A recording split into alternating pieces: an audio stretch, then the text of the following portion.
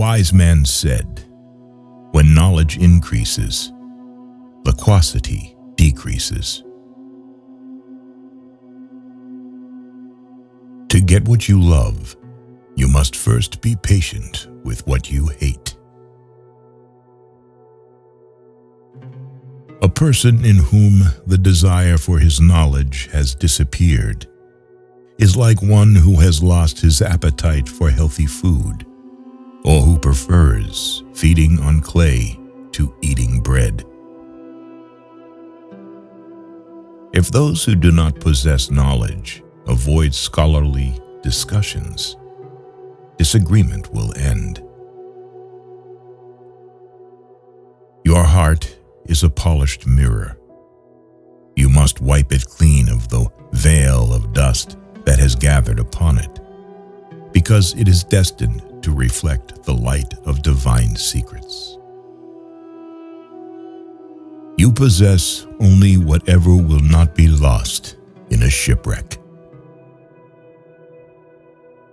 Do not allow your heart to take pleasure with the praises of people, nor be saddened by their condemnation. The hypocrite looks for faults. The believer looks for excuses. Do not dispute with anyone in any matter as far as possible, for in argumentation lies much harm, and its evil is greater than its benefit. The way to paradise is an uphill climb, whereas hell is downhill. Hence, there is a struggle to get to paradise and not to hell. Those who look for seashells will find seashells. Those who open them will find pearls. The highest function of the soul of man is the perception of truth. In this, accordingly, it finds its special delight. Never have I dealt with anything more difficult than my own soul, which sometimes helps me and sometimes opposes me. Knowledge without action is wastefulness, and action without knowledge is foolishness. A man of bad character punishes his own soul. Desires make slaves out of kings, and patience makes kings out of slaves. Live as long as you want, but you must die. Love whatever you want, but you will become separated from it. And do what you want, but you will be repaid for it. Half of disbelief in God in the world is caused by people who make religion look ugly due to their bad conduct and ignorance. The perfect man is the one who does not let the light of his knowledge quench the light of his reverence. You must convince your heart that whatever God has decreed is most appropriate and most beneficial for you. Declare your jihad on 13 enemies you cannot see: egoism, arrogance, conceit, selfishness, greed, lust, intolerance, anger, lying, cheating, gossiping, and slandering. If you can master and destroy them, then you will be ready to fight the enemy you can see.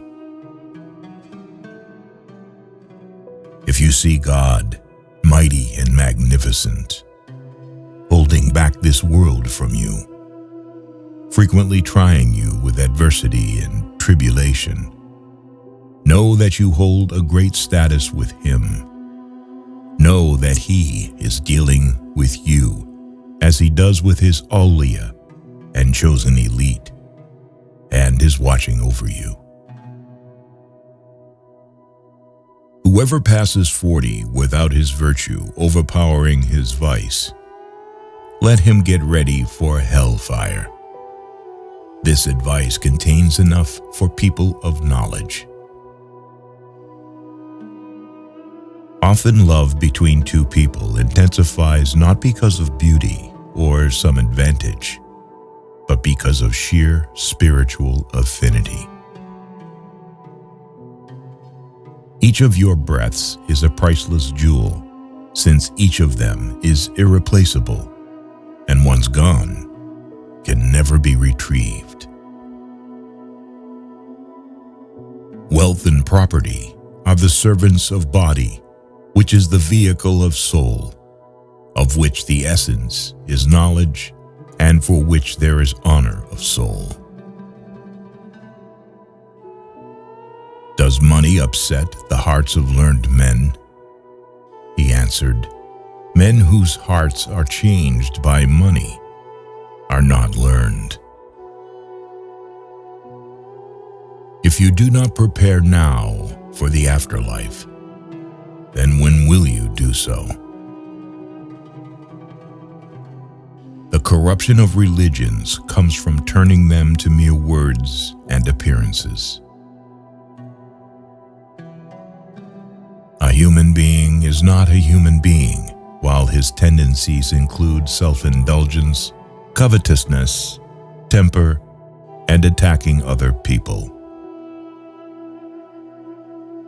This visible world is a trace of that invisible one, and the former follows, the latter like a shadow.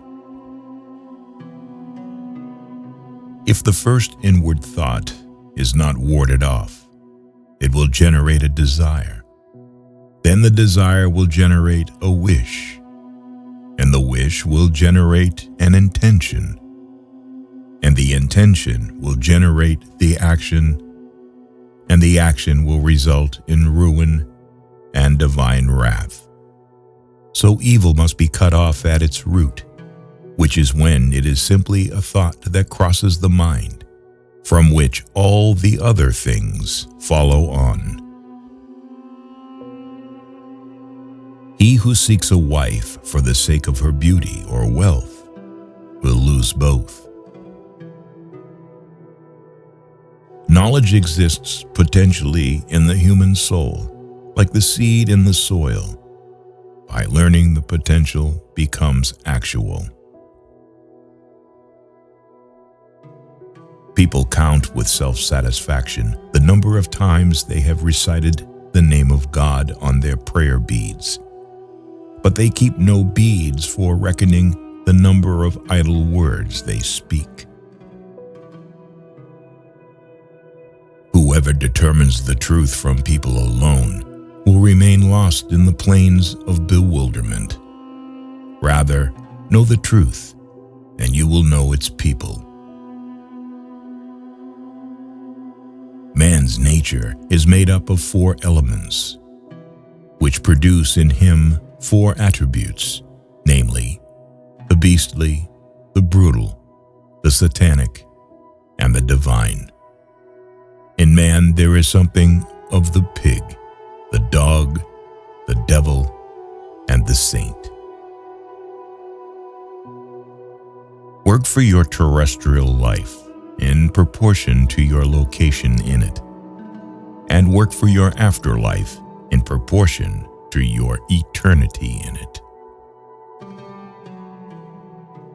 O youth, be assured that knowledge alone does not strengthen the hand. Though a man read 100,000 scientific questions and understood them or learned them, but did not work with them, they do not benefit him except by working. Knowledge is the tree, and working is its fruit. Know, O beloved, that man was not created in jest or at random, but marvelously made and for some great end. Although he is not form everlasting, yet he lives forever. And though his body is mean and earthly, yet his spirit is lofty and divine.